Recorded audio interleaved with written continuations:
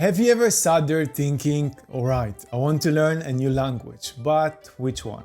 Spanish, Italian, Portuguese? Because they all sound incredible. The energy of Spanish, the melody of Italian, the warmth of Portuguese. But choosing which one to start with can actually decide how fast you learn, how long you stay motivated, and even whether you give up halfway. And trust me, I've been there. I didn't plan on learning multiple languages, but life just happened. It started with Spanish, completely by accident from a telenovela on public TV when I was 12. Years later, I was living in Tenerife, surrounded by Spanish speakers. Then came Italy, Venice, espresso, and gestures everywhere. And then Brazil, where I thought I could just get by with Spanish. I couldn't. I actually speak about it on my another video. But what I learned through all that is this. Each of these languages gives you something different. And depending on who you are, your personality, your interest, your reason for learning, one will feel natural while others might drive you crazy. So today I want to help you figure out which Romance language fits you best.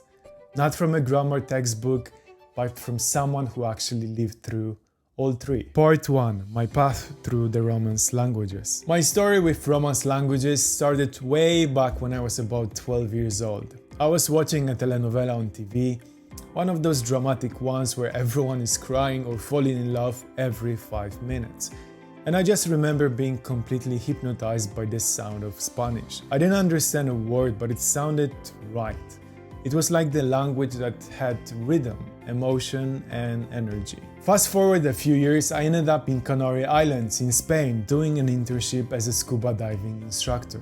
Suddenly I was surrounded by locals, Colombian friends and Argentinian co-workers, all speaking super fast Spanish with accents I had never heard before. It was pure chaos, but in the best way. That experience made me fluent, not because I studied, but because I lived it. And from that moment I realized Spanish is one of the easiest languages to start with. It's logical, phonetic, and spoken everywhere. So naturally, once I became comfortable in Spanish, I started getting curious about other Romance languages. Italian came next, and that was a wild experience because honestly, the first few weeks I thought I was fluent already. Part 2. Spanish versus Italian. The beautiful confusion. When I first moved to Venice, I thought to myself, okay, that's gonna be easy, I already know Spanish. And sure, the words looked familiar. Casa, amore, parlare, mangiare. But when Italians started speaking fast, I realized I understood maybe half of it. The structure is similar, but the melody is totally different. Spanish feels sharp and energetic. Italian is like music, a lot of rising and falling tones. The accent alone can change everything. But the beauty is, if you already know Spanish, Italian comes naturally. You already understand gender, verb conjugations, tenses. So your brain just connects dots. It's like learning to dance a new rhythm with the same steps. The challenge though is interference. You will catch yourself speaking Spalian, mixing words, grammar and pronunciation. I remember asking for water once and saying "Puedo avere agua?", a Frankenstein mix of Spanish and Italian. Locals smiled but also corrected me instantly. That's when I realized learning similar languages is not just about vocabulary.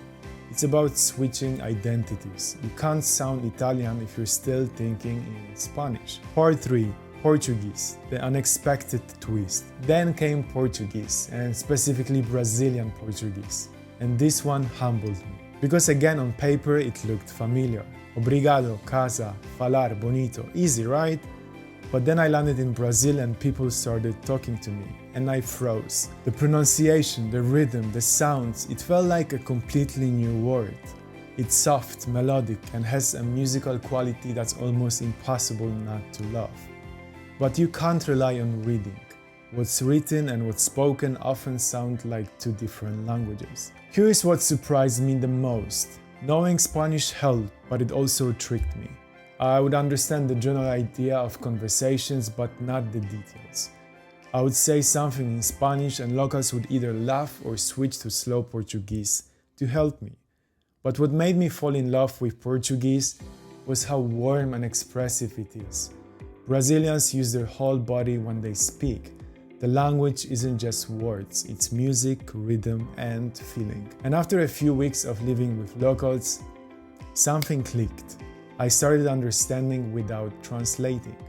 That's when real learning happens. Part 4. Which one should you learn first? Now, if you're watching this and wondering, okay, cool story, but which one is easiest? Here's my honest take. If you're learning your first foreign language, go with Spanish. It's spoken widely, resources are everywhere, and pronunciation is straightforward. You will get results faster, and that early success will keep you motivated. If you love music, energy, and expression, go with Brazilian Portuguese. It got warmth, rhythm, and such a strong emotional pull that you will never get bored. Plus, Brazilians are incredibly encouraging when you try to speak. If you're drawn to beauty, art, and elegance, Italian is your language. It's the most melodic of the three, but it requires patience with pronunciation and small grammar details. The truth is there is no wrong choice, because whichever you start with, you're building the foundation for the others. Once you have learned one Romance language, the rest come much faster. Part 5. My honest advice. If I could go back, I would still start with Spanish. It gave me confidence. Then I would go for Portuguese because that language changes how you feel when you speak. It's almost like singing. But I will also say this, do not learn them all at once. Learn one deeply, live in it, and think in it. Then move on, because once you internalize one Romance language, the rest become easier and way more fun. And remember, languages aren't just tools for communication. They are doors. Each one opens a new word, a new culture, and a new part of yourself. So whichever one you choose first, make sure it's one that you feel connected to, not just one that sounds useful. That's what will keep you going when motivation fades. So, Spanish, Italian, or Portuguese, which one are you learning or thinking to learn first? Let me know in the comments. I'm curious to see which language wins this round. And if you're already learning one, tell me what the hardest part has been: pronunciation, grammar, or motivation.